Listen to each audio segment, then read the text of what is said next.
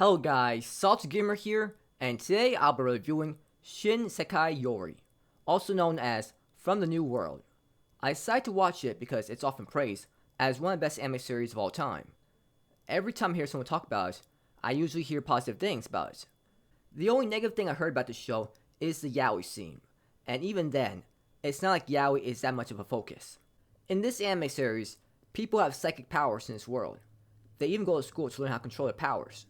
There are some people though that can control their powers well in school, and these people mysteriously disappear. The kids and teenagers don't know what happened to the missing people, and the adults stay quiet about it. The main character Saki has just awakened her psychic powers, and is now going to school to develop them. She begins to make friends at school, but over time they're disappearing one by one, and soon after she forgets about them. Saki hopes to find out the truth.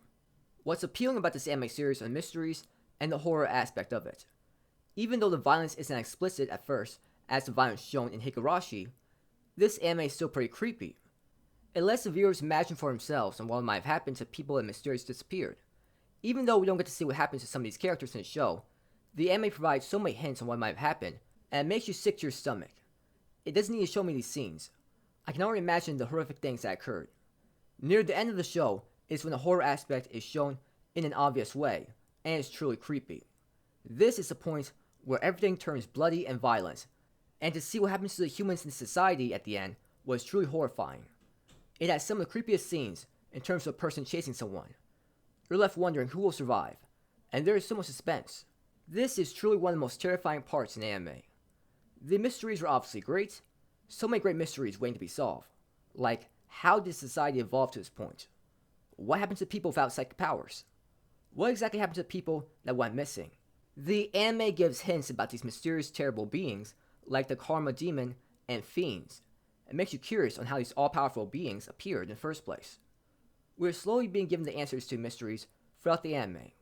It was nicely paced, and it didn't feel like all the information was just rushed out at the end. This world is so unique, and has so many bizarre rules. Humans can't hurt other humans, or else they will die. But that leaves the question of what would happen if the worst case scenario occurred, and someone found a way to get around that rule. Nobody would be able to stop them, and that makes the second half of the show truly terrifying. There is a lot of world building in this anime series. We are given a good idea of how people within society evolved. It's fascinating to watch because humans here have the arrogance to think they can control everything in this world and force others to listen to their orders. That peace will last as long as everyone follows their orders. It's amusing seeing this well-built society that was worked on for many years be torn down so easily. The anime gives a valuable lesson that, no matter how hard you try to form a perfect society, it can be torn down just like that. I was alright with the characters in this anime series. Maria was my favorite character in the show. She was energetic and really entertaining to watch. It was funny how she kept teasing Saki at times. I also like Satoru because he's a lot like Maria. He's positive and he's great as a leader. I did not like Mamoru.